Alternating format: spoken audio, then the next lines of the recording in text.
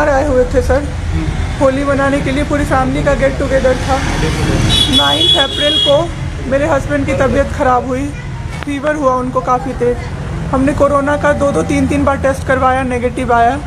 RT-PCR के लिए दिया तो वहाँ पे भागलपुर में थे हम लोग। वहाँ पे 1 दिन 2 दिन वेट करते करते 10 दिन तक रिपोर्ट नहीं आया। फिर हमने नोएडा के एक डॉक्टर हैं उनसे कंसल्ट किया, वीडियो कंसल्टेशन से। उन्होंने बोला कि CT चेस्ट करवाना है। हम लोग भागलपुर गए और CT चेस्ट करवाए तो उसमें उनका इन्फेक्शन आया। 60% लंग्स उनका उसमें इन्फेक्टेड था, डैमेज नहीं था, इन्फेक्टेड था बस। बाकी लंग्स का हर चीज़ परफेक्ट था, सारा चीज़ नाक का, गले का सब कुछ नॉर्मल था, उसमें रिपोर्ट में था। फिर हम लोग नेक्स्ट डे ग्लोकल हॉस्पिटल है भागलपुर में, ग्लोकल हॉस्पिटल लेके आए। वहाँ पे एडमिट कराया हमने ICU में। मेरी मदर की भी तबीयत ख़राब थी, मेरी मम्मी और मेरे हस्बैंड दोनों एक साथ एडमिट हुए। वहाँ पे इतनी लापरवाही हुई उनके साथ, इतनी लापरवाही हुई। डॉक्टर्स आते थे बस विज़िट के लिए, 10 मिनट देख के गए। उसके अलावा जितने भी वहाँ पे नर्स थे, कंपाउंडर्स थे, सारे के सारे जल्लाद थे सर। कोई दवाई तक नहीं देना चाहता था पेशेंट। मेरी मदर टचवुड बेटर कंडीशन में थी थोड़ी, मेरे हस्बैंड बोल भी नहीं पा रहे थे उस समय तक। इशारे से पानी का ऐसे ऐसे बताते थे, लेकिन कोई उनको पानी नहीं पिलाता था सर। वो मुझे हार के फ़ोन करते थे कि पानी पिला दो। जब मैं अंदर जाती थी तो ये लोग हल्ला करते थे कि क्यों जा रहे हो अंदर। फिर भी मैं जाके उनको पानी पिलाती थी, जूस पिलाती थी। रेमडेसिविर इंजेक्शन का नाम आप लोगों ने अभी तक सबने सुन लिया होगा कि कितनी मुश्किल से मिल रहा है। डॉक्टर ने वहाँ सजेस्ट किया, मेरे 2-2 पेशेंट थे वहाँ, हमने बहुत मुश्किल से अरेंज किया। जब वो इंजेक्शन मिला तो एक दिन रात को जब इंजेक्शन देने लगे, हाफ इंजेक्शन फ्लोर पे गिरा दिया उन्होंने। हमने कहा कि इतना महंगा इंजेक्शन है, इसी का असर होके ठीक होते ये आपने कैसे गिरा दिया। उन्होंने कहा कि 50,000 का भी गिरा देता ना तो तुम कुछ नहीं कर पाती अभी। हम लोग चुपचाप वहाँ से सर हट गए। थोड़ी देर बाद वहाँ पे मेरे हस्बैंड को मैंने देखा कि उन्होंने 2-3 बार पॉटी किया था, यूरिन पास किया था, कोई क्लीन करने नहीं आ रहा था सर। 6 घंटे से वो उसी गंदगी पे पड़े हुए थे। उन्होंने मुझे फिर फ़ोन किया, बस फ़ोन कर पाते थे सर, बोल भी नहीं, बस मिस्ड कॉल आती थी, मैं समझ जाती थी कि कुछ परेशानी है उनको। जब मैं गई तो मैंने देखा पूरे गंदे बेड पे मेरे हस्बैंड 6 फीट 2 इंच के सर, पूरे गंदे पे वो सोए हुए थे सर। मैंने ज़बरदस्ती सबको बुलाया। एक आदमी था ज्योति कुमार करके, ज्योति कुमार, सब लोग ध्यान से इसको कवर कीजिए। ज्योति कुमार एक कंपाउंडर था वहाँ पे। कौन सा हॉस्पिटल का नाम? Glocal hospital Bhagalpur. Jyoti Kumar compounder है वहाँ का, मतलब जो अटेंडेंट सब होते हैं ना वो है, लड़की नहीं है, लड़का है ज्योति कुमार।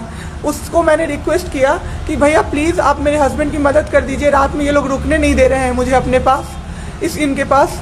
उसने बोला ठीक है ज़रूर मदद करूँगा, ये कह के, और मैं अपने हस्बैंड से बात करने लगी। इशारे से ही वो बात कर रहे थे, मैं बोल रही थी।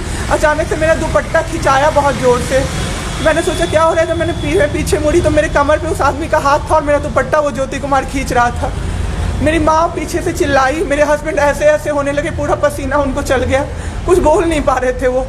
जब हम लोग ठीक थे ना, मैं बाहर निकलती थी ना, कोई मुझे ऐसे देखता था ना नॉर्मली ही तो कहते थे आँख निकाल लूँगा, क्या सोच के इसको देख रहे हो। और मेरे हस्बैंड उस दिन बेड पे पड़े हुए देखते रहे कि मेरी वाइफ का कोई दुपट्टा खींच रहा है। और जब मैंने उस आदमी को देखा ना तो वो मुस्कुरा रहा था। मैंने ऐसे दुपट्टा खींचा और मैं कुछ नहीं बोल पाई, डर से कि मेरे हस्बैंड यहाँ पे है, मेरी माँ यहाँ पे है, ये लोग कुछ कर देगा, इस डर से मैं कुछ नहीं बाहर निकली। मैं बाहर निकल के मैं दम से बैठ गई। वो आदमी मेरे पास फिर आया, मुस्कुरा के बोला मैं ध्यान रखूँगा। मैंने बोला ठीक है भैया आप ध्यान रखना। मैंने कुछ नहीं बोला उसको, कुछ भी नहीं।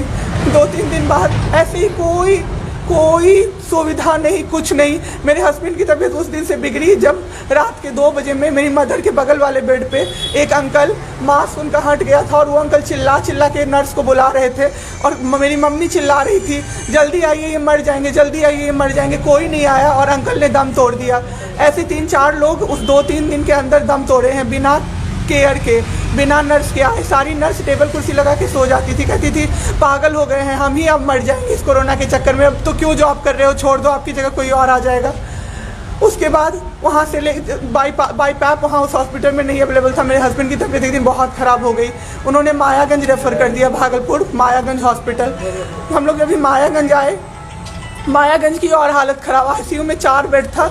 मेरे हस्बैंड के बगल वाले बेड पे 4 लोग 6 से 7 घंटे में 4 लोग ख़त्म हुए। क्यों ख़त्म हुए?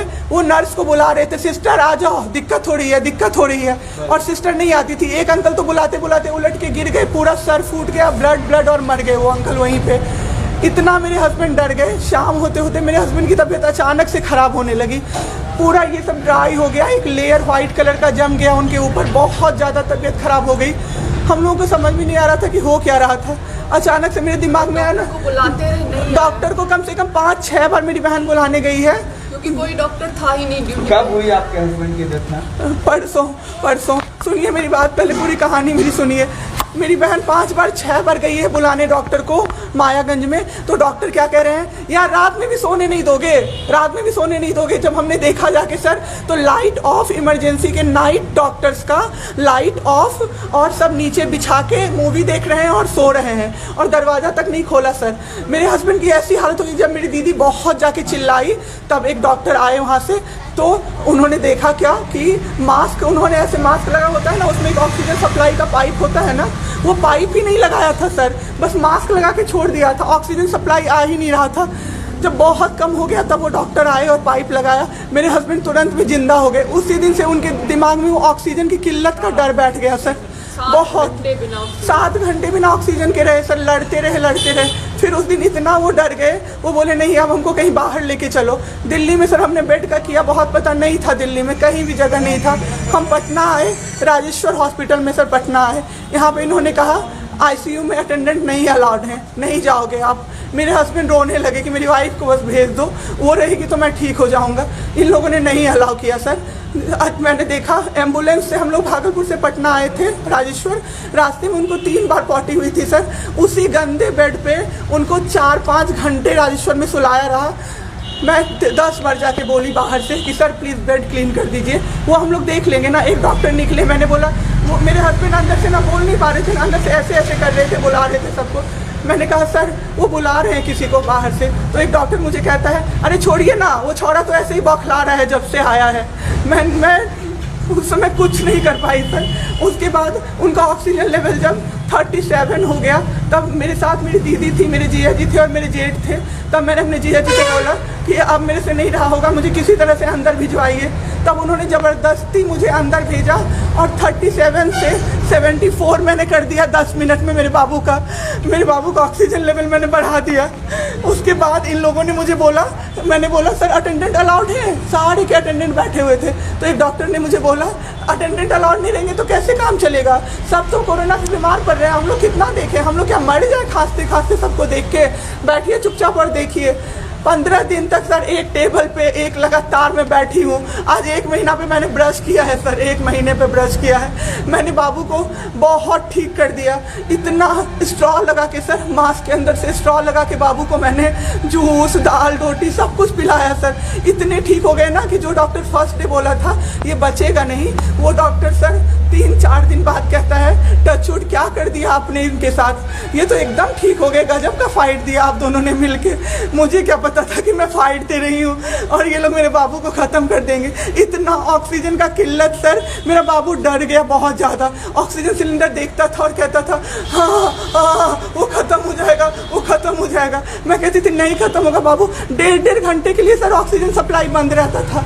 बाद में हमें पता चला ये लोग ब्लैक मार्केटिंग कर रहे हैं अंदर में ऑक्सीजन सिलेंडर का। जो अस्पताल वाले हैं ना, वो ऑक्सीजन सप्लाई बंद कर देते थे ताकि बेचैन होके लोग खरीदें उन्हीं से। हम भी खरीदे सर, मैंने भी खरीदा, क्या करते हमें भी तो चाहिए था। परसों सर सुबह में हमारे पास एक ही सिलेंडर था, पाइपलाइन बंद हो गया। मेरे हस्बैंड को बाईपैप लगा हुआ था, उनको 2 सिलेंडर से जाना था, एक ही सिलेंडर था। सिलेंडर मांगते मांगते कहीं नहीं मिला सर, मेरे हस्बैंड ख़त्म हो गए। सर, मेरा बाबू चला गया हमको छोड़ के। आपके साथ यहाँ पे भी सर, यहाँ पे राजेश्वर में डॉक्टर अखिलेश गंदे इशारे कर रहा था मुझे सर। चलता था ना तो मुझसे सट के क्रॉस करता था सर, मैं इग्नोर कर देती थी कि मेरा हस्बैंड है यहाँ पे, वरना अगर बाहर होता चप्पल खोल के मैं मारती सर ऐसे इंसान को।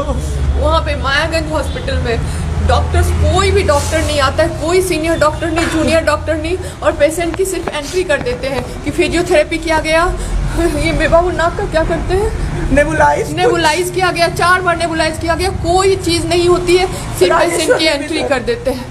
एंट्री सब किया हुआ रहता है कि ये बड़े डॉक्टर आए, ये बड़े डॉक्टर आए, उन्होंने पेशेंट को देखा, नेबुलाइज किया, फिजियोथेरेपी हुआ, पेशेंट को कुछ नहीं, मतलब सीपैप पे पड़ा हुआ पेशेंट, और उसको देखने के लिए 24 घंटे में कोई नर्स नहीं आती है, रूम बंद करके, और सब सोते रहते हैं। दरवाजा ठकठकाइएगा तो चिल्ला के बोलेगी दूर भागो यहाँ से, कोरोना पेशेंट के यहाँ से आई हो, हम लोग अभी रात में नहीं आ सकते। हम लोग क्या मर जाए पेशेंट के लिए? कोई नहीं आता है, कोई नहीं आता है देखने के लिए किसी को। पटना में ये लोग पटना में हम लोग तो 26 तारीख को आए पटना। मैम आपके साथ जो ये सब हुआ गलत हुआ, इसकी शिकायत आपने किसी को की है? अभी किसको करे सर? परसों तो मेरा बाबू गया है। परसों शाम अब क्या चाहती हैं सरकार से? क्या अभी सबसे पहले तो मैं चाहती हूँ कि सारे जगह ये सबसे पहले तो मुझे कोई प्लेटफॉर्म मिले जिस पे मैं ये बोल सकूँ टीवी पे जाके, ताकि लोग बचें। अब जिसके साथ जो हो नहीं हो तो सेकेंडरी है। हमारे जैसे जो लोग में पड़े हैं ना, जो ये छोड़ के भूल जाते हैं कि पेशेंट का ख्याल डॉक्टर्स रखेंगे, वो जाके अपने पेशेंट का ख्याल रखें, नहीं तो सब मर जाएंगे सर, सब मर जाएंगे। एक डॉक्टर एक दिन आए राजेश्वर में, कहते हैं अरे ये बेड अभी तक नहीं खाली हुआ है, मतलब ये आदमी अभी तक नहीं मरा है। एक आदमी के बारे में आप सोचो सर जरा सा, आप सोचो सर जरा सा। मेरे हस्बैंड को वेंटिलेटर पे नहीं रखा सर, वो शायद बच जाते। और जब मेरी एक फ्रेंड है डॉक्टर, उसने बात की कि आपने वेंटिलेटर पे क्यों नहीं रखा, तो झूठ कह रहे हैं कि फैमिली वालों ने मना किया। हमें कोई सजेशन नहीं दिया कोई कि सजेशन वेंटिलेटर नहीं, पे आप रख सकते हो, कुछ भी नहीं।